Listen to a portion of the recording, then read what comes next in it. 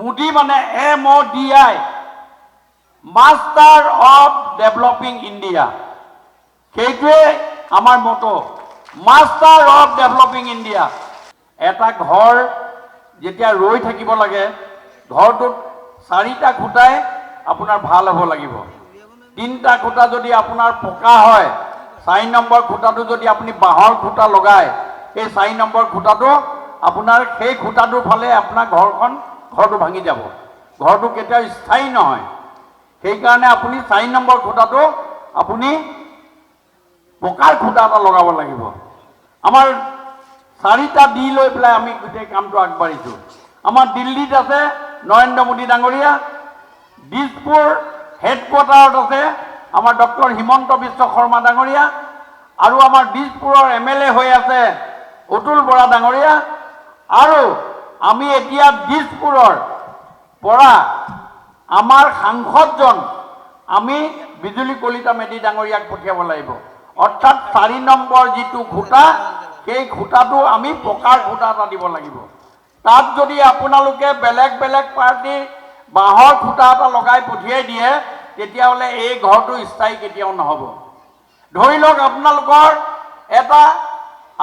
এটা সমস্যা আছে, আপোনালোকে পাৰিষদক আপোনালোকে গৈ ক'বগৈ, আপোনাৰ কাউন্সিলৰক ক'ব যে আমাৰ এই কামটো আপোনালোকে কৰি দিব লাগে। তেখেতে কি কৰিব? তেখেতে গৈ কাগজখন লৈ গৈ MLA জনক দিবগৈ। MLA জনে সেই কাগজখন লৈ গৈ কাক দিবগৈ? আমাৰ সাংসদজনৰ লগত কথা পাতিব, আৰু সাংসদজনৰ পৰা এটা চহী ল'ব, আৰু সেই কাগজখন সাংসদজনৰ পৰা লৈ মুখ্যমন্ত্ৰীক দিব, আৰু মুখ্যমন্ত্ৰীয়ে গোটেই অসমৰ কাগজখিনি লৈ গৈ নৰেন্দ্ৰ মোদী ডাঙৰীয়াৰ পৰা তেওঁ এটা শকত অংকৰ অনুমোদন আনিব, আৰু আনি তাকে ভাগ কৰি আপোনালোকৰ অঞ্চলৰ উন্নয়ন কৰিব। এতিয়া আপোনালোকৰ যদি বেলেগ এজন দলৰ আবেগ অনুভূতিৰে কিছুমান কথা কোৱাৰ পাছত আপোনালোকে যদি সাংসদজনক, বেলেগ এটা দলৰ যদি আপোনাৰ এজন সাংসদ পাতি দিয়ে, সেই সাংসদজনে আপোনাৰ MLA জনে কাগজখন লৈ যোৱাৰ পাছত ক'ব, নহয় মই এখন কাগজত চহী নকৰোঁ। ফলত কি হ'ব? কাগজখন গৈ আপোনাৰ মুখ্যমন্ত্ৰীৰ ওচৰত নাপাবগৈ, আৰু মুখ্যমন্ত্ৰীৰ ওচৰত নাপালেগে দিল্লী নাপাব। আপোনালোকৰ উন্নয়ন স্থবিৰ হৈ যাব। সেইকাৰণে আপোনালোকে এটা কথা মনত ৰাখিব যে আমি একেটা নলীৰে পানী যোৱাৰ ব্যৱস্থা কৰিব লাগিব। খালৰ মাজত, অসমীয়াত ফকৰা যোজনা এটা আছে, খালৰ মাজত শিঙি সুমুৱাব নালাগে। ইয়াত অন্য দলৰ মানুহক আপোনালোকে পঠিয়াই লাভ নহ'ব।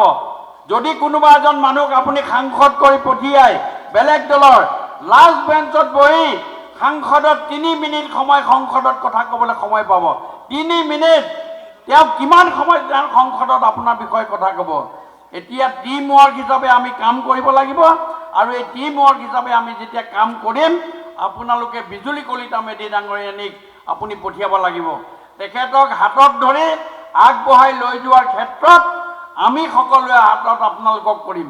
আজি মই সুদূৰ 500 কিলোমিটাৰ দূৰৰ পৰা আপোনালোকৰ ওচৰলৈ আহিছোঁ। মই নিজকে বন্ধক থ'বলৈ আহিছোঁ আপোনালোকৰ ওচৰত। এইকাৰণে বন্ধক থ'বলৈ আহিছোঁ, ইয়াৰ পাছত আকৌ যেতিয়া 2 বছৰৰ পাছত আমাৰ বিধানসভা নিৰ্বাচন হ'ব, এই নিৰ্বাচনত আহি মই মোৰ বন্ধক খুলিম আপোনালোকৰ। তাৰ পাছতে মই নেক্সট আপোনালোকৰ আগত কথা ক'ম।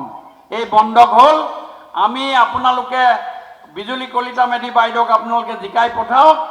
আমি যিখিনি আপোনালোকৰ উন্নয়নৰ কাম কৰিবলগীয়া আছে, আমাৰ মাননীয় মুখ্যমন্ত্ৰী মহোদয় সকলোখিনি দৃষ্টি তেখেতৰ ওচৰত আছে।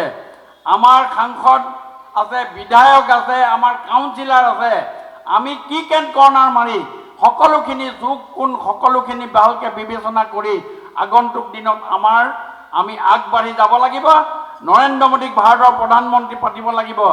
আমাৰ আপোনালোকৰ আজি 10 বছৰ আগতে আপোনালোকে চাহকাপ লৈ এবাৰ কথা এটা চিন্তা চৰ্চা কৰিবচোন।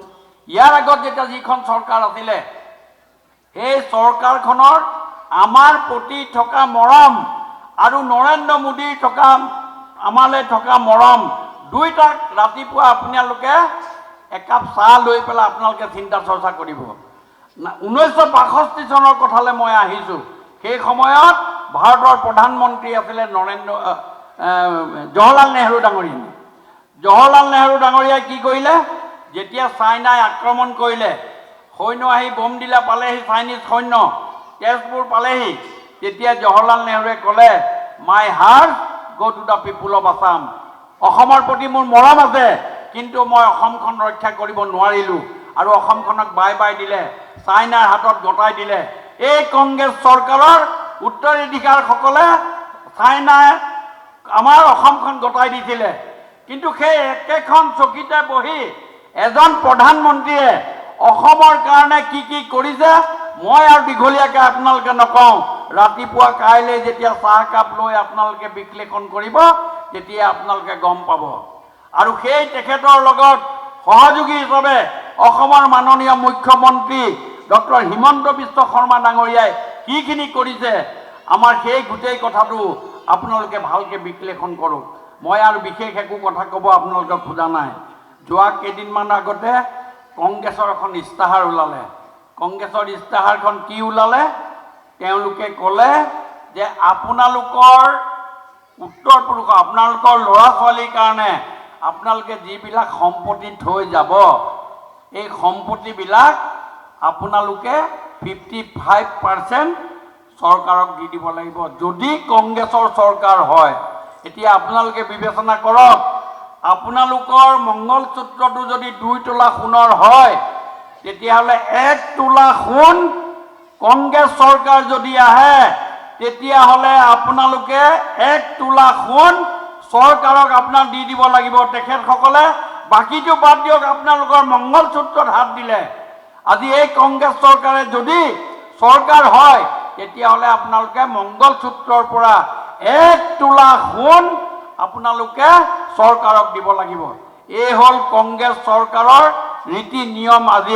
তেওঁলোকে বৰ্তি থাকিব লৈছে আজি তেওঁলোকে কৈছে যে OBC ST SC তেখেতসকলৰ কোটা কাটি মাইনৰিটিক দিব লাগে বুলি তেখেতসকলে এটা স্পীচ দিছে তেখেতসকলে এনেকুৱা ধৰণৰ বক্তব্য ৰাখিছে সেইকাৰণে ৰাইজ সাৱধান আবেগ অনুভূতিত কাৰোবাৰ বিচলিত কথাত আপোনালোকে নাযাব একেবাৰে আপোনালোকে যোৱা 10 বছৰৰ যিখিনি ডেভেলপিং ষ্টেজ সেই গোটেই কথাখিনি আপোনালোকে আগত ৰাখিব মই এটা এব্ৰিভিয়েশ্যন আপোনালোকৰ আগত আজি কৈছোঁ মোদী মানে MODI master of developing India সেইটোৱে আমাৰ মটো মাষ্টাৰ অফ ডেভেলপিং ইণ্ডিয়া মোদীৰ উপাধিটো মই আপোনালোকৰ আগত এব্ৰিভিয়েশ্যন মিলাই পেলাই আপোনালোকক কৈছোঁ সেই গোটেই কথাটো যিখিনি বাকী আছে আমাৰ ডেভেলপ হৈছে মাননীয় মুখ্যমন্ত্ৰী মহোদয় আছে আমাৰ অতুল বৰা আছে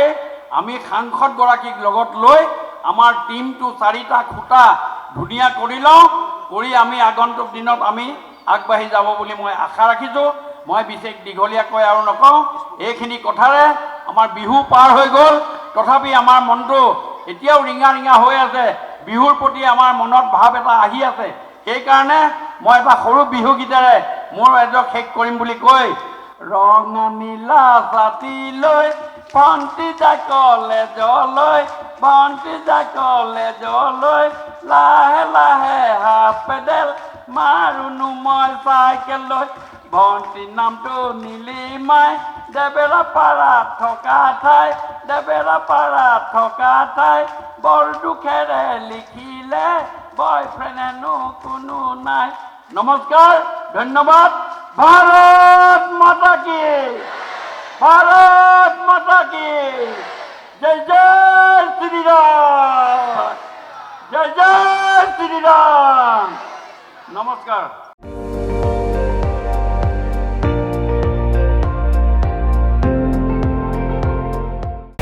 আপুনি চাই আছে ND24 সৰ্বশ্ৰেষ্ঠ নহয় সৰ্বোত্তমৰ দৌৰ